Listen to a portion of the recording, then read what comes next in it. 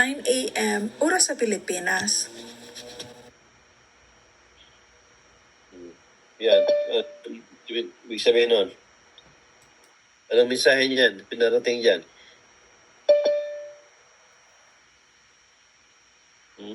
Baha naman, Brother Mars. Dahil sa illegal logging at sa illegal mining. Buti pa sa GR eh. Alam na GR, padik-adik lang yan. Pero makakasagot ba yan? Ha? Yung gupit ni GR oh. Parang hinapay yan, parang pinadilaan ng aso. Na GR. Yung gupit mo GR, Yeah. adik-adik yan ah. Ha? Style man ko, style ba? Marag semi undercut. Parang kinabayo style, mahaba sa likod. Modern mullet daw.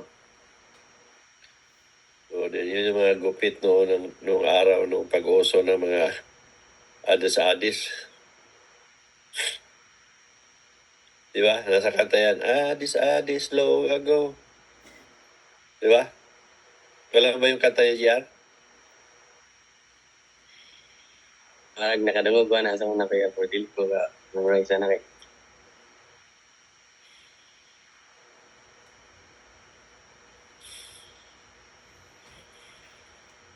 Parang buhukan ng banda ba? Yung, alam mo yung banda? Banda. Oh, Banda shoots. banda riyan ba? Banda rito. Banda roon. Daga meaning ng banda kay. Nagsabi daw.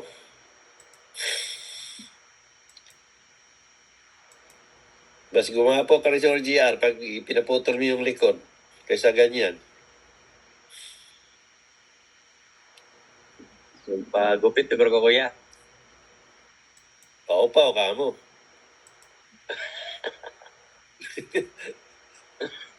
Wala ang pachuy-chuy ano. Ano ka makauyab, ano, yung anay mo buhok.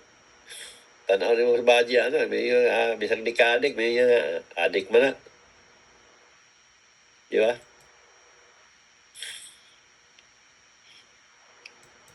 Nagpalot ko kuya sunod. Sabi siya, sana hindi nila ako sumagot, di sana ako nakita. Jan, salamat Jan. Sino pa? Salamat kuya. Kasi Jan. Sino pa? Tara, ito kuya. Sige.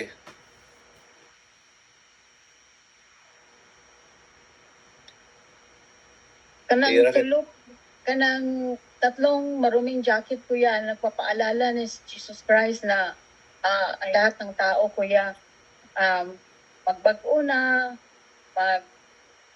magbago, magsisisi at manumbalik na niya kuya kay mo coming na siya sa kalibutan kuya. Maura po to kuya. Maraming salamat. Ano, Raquel? Meron pa?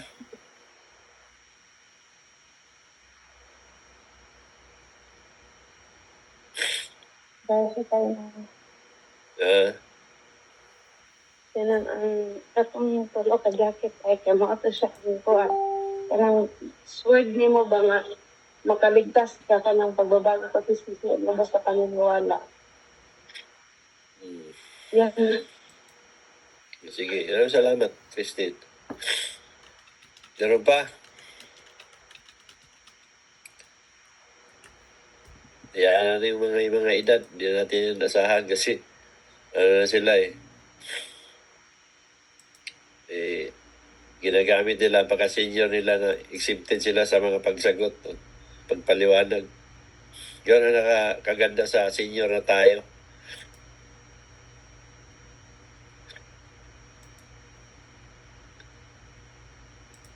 Meron na silang privilege Ay, hindi na sila magpaliwanag. Senior na naman ako Di ba? Bagay ako, senior na rin 60 na ako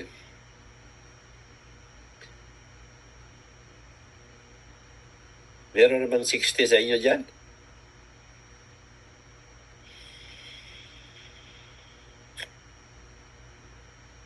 Wala, ako lang pala ang 60. Yes po, Brother Nars. Inyo na rin ako. 60 na kayo? Yes. Ay, 17 ako, Sir Nars. Ay, Brother Nars. Nung Ah, nag-birthday 17. ako, Kala ko- nag-birthday ako, Brother Nars. Kala ko nabinta na kayo. Ah, Bumata pa pala kayo sa edad ni sa ano ko, hinala. opo. Nakakatulong Yes. talaga yung pahitban-hitban ba, no?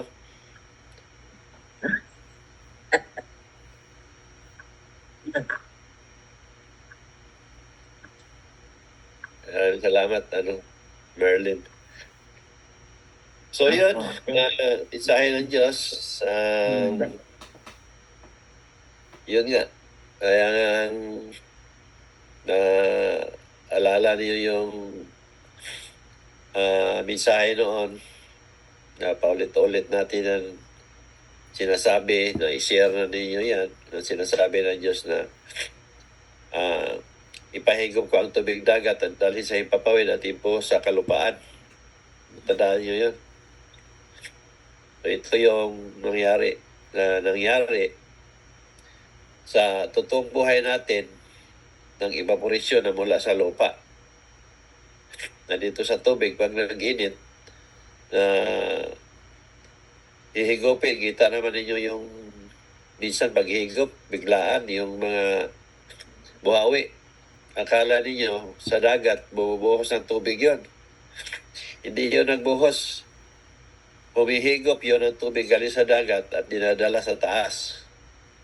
Malinaw naman yun, sinabi niya. Papahigop ko ang tubig dagat, dadali sa ipapawid at ibuhos sa kalupaan. So ito yung sa totoong buhay natin o sa pinag-aralan ng science na ang evaporation na galing sa lupa o tubig na sa pamagitan ng araw umaakyat ang moisture at nabubuo ito sa taas.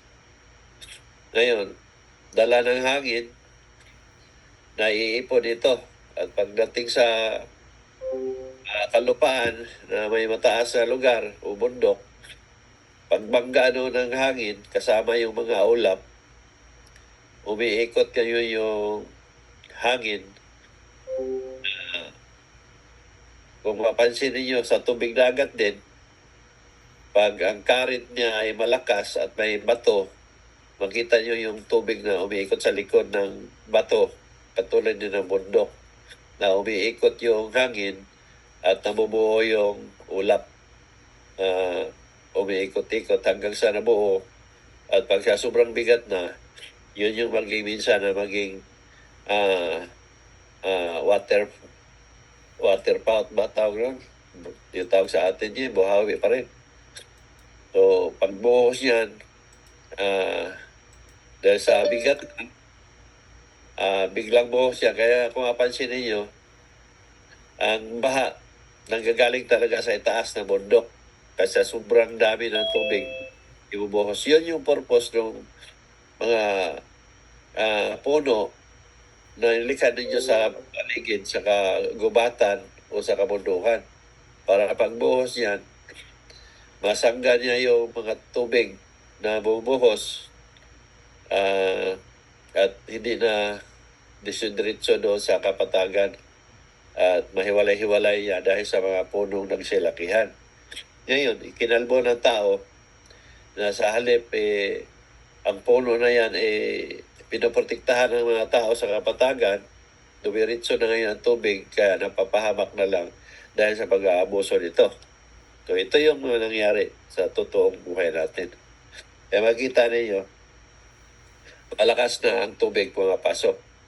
Bukod doon, mas marami ang tubig na umakit sa taas dahil sa pagbabago ng climate change, dahil sa mga chemicals na ginagamit ng tao.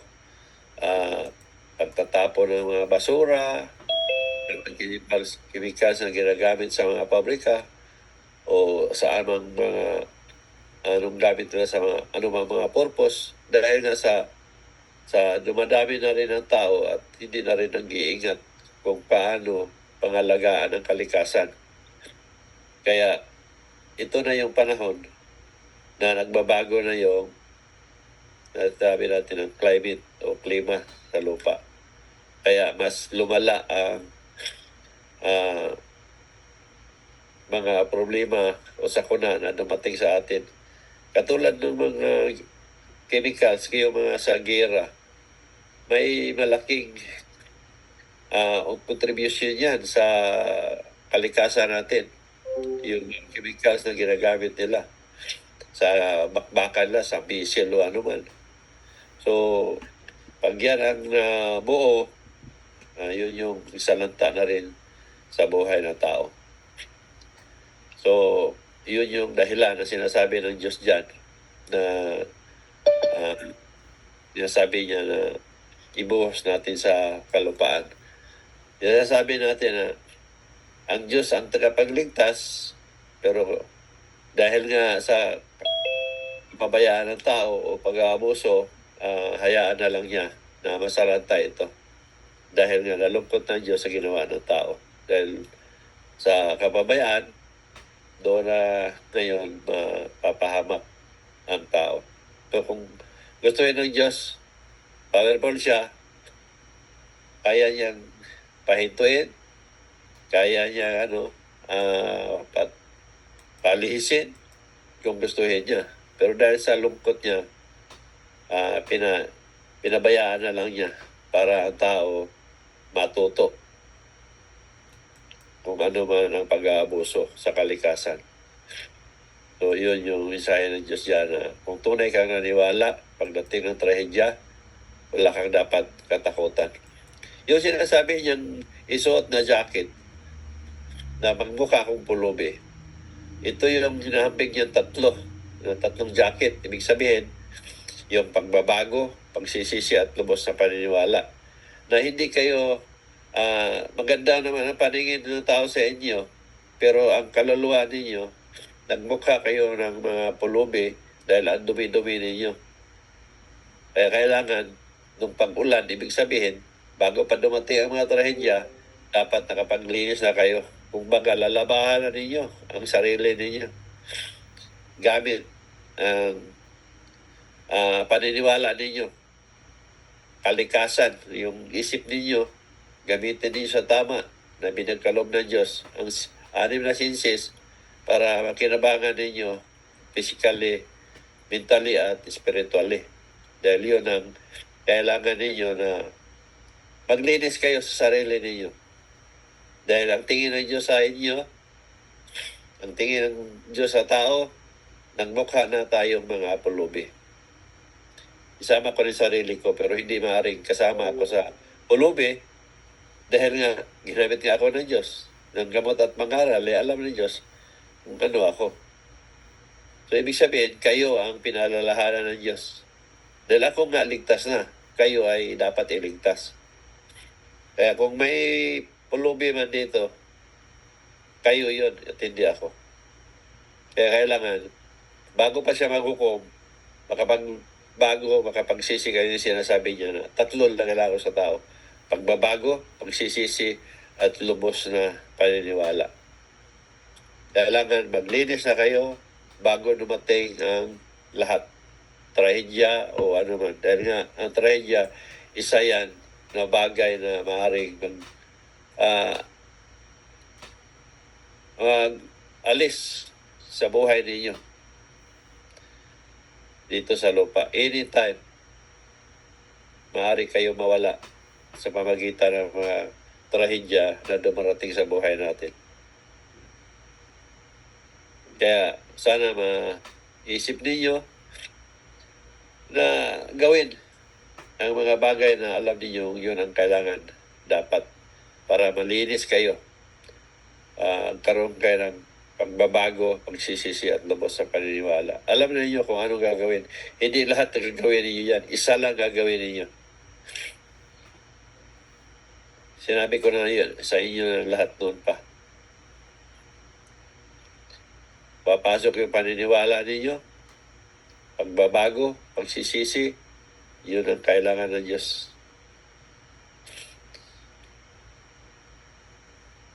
kung gusto ninyong maligtas. Dahil totoo talaga at tunay na may impyerno sa kabilang buhay.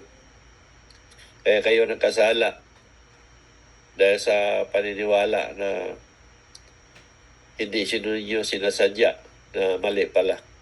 Kaya kayo pinalahanan ng Diyos at kayo din ang unang patawarin dahil nga ang pagkakasala ninyo ay hindi ninyo alam kung tama ba at totoo ba ang pininiwalaan ninyo. Kaya number 2 kayo makasalanan. Ang number 1 talaga, yung mga pare at pastor, at sinabi din ng Diyos na mga pare at pastor ay binansagan kong makasalanan. Number 1 makasalanan sa balat ng lupa.